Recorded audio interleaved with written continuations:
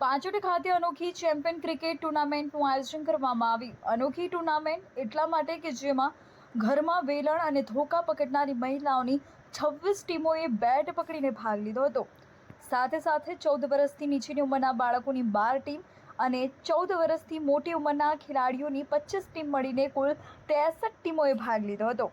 સમસ્ત પાંચોટ પાટીદાર યુવક મંડળ દ્વારા આયોજિત ટુર્નામેન્ટને સફળ બનાવવામાં ગામના મિત્ર મંડળો, અબોલા સંસ્થા સાથે પધારેલા મહેમાનો દ્વારા તન, મન અને ધનથી સહયોગ આપવામાં આવ્યો હતો।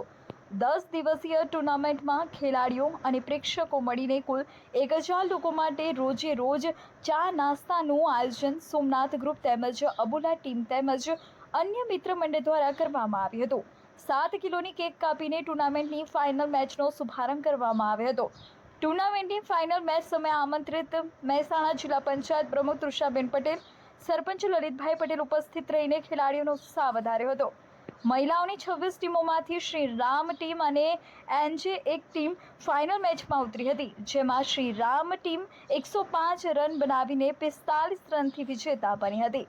ફાઇનલમાં મહિલાઓમાં વિજેતા ટીમના જીતના જશ્નમાં જોડાયેલી હરીફ ટીમની ખેલદિલીના દર્શન જોવા મળ્યા હતા। જ્યારે પુરુષોની 25 ટીમોમાંથી રુદ્ર ફાસ્ટનર ટીમ અને રિયલ લુગડા ટીમ ફાઇનલમાં ઉતરી હતી, જેમાં રુદ્ર ફાસ્ટનર ટીમ 38 રન બનાવીને 11 રનથી વિજેતા બની હતી।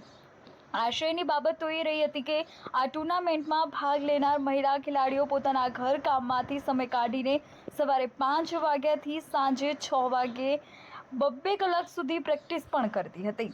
ટુર્નામેન્ટના આયોજકો, મિત્ર મંડળો અને મહેમાનો તરફથી ફાઇનલની વિજેતા ટીમો સહિત સેમીફાઇનલ સુધી પહોંચેલી ટીમોના ખેલાડીઓને રોકડ ઇનામો તથા એવોર્ડ ટ્રોફીથી પ્રોત્સાહિત કરવામાં આવ્યા હતા। મહેસાણા જિલ્લામાં સુખી સંપન્ન ગણાતા પાંચોટમાં રમાયેલી ટુર્નામેન્ટમાં સોના ચાંદીના સિક્કાઓ પુરસ્કાર રૂપે આપવામાં આવ્યા હતા।